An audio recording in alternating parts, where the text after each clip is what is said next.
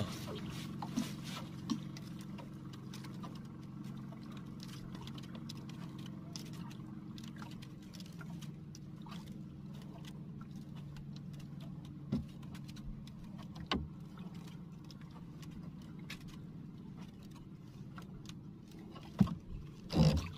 Oh, yun.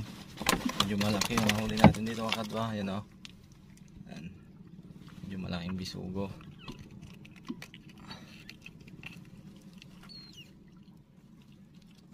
Umuwi na po yung ibang kasama natin na mga nangingisda rito. Ayan o.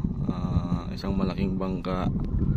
Tsaka may convoy siya na maliit na bangka na hiniila sa likodan. Ayan. So ito po ang lagay ng panahon dito ngayon sa laot. Ayan, kung saan tayo na namimingwit. Ayan.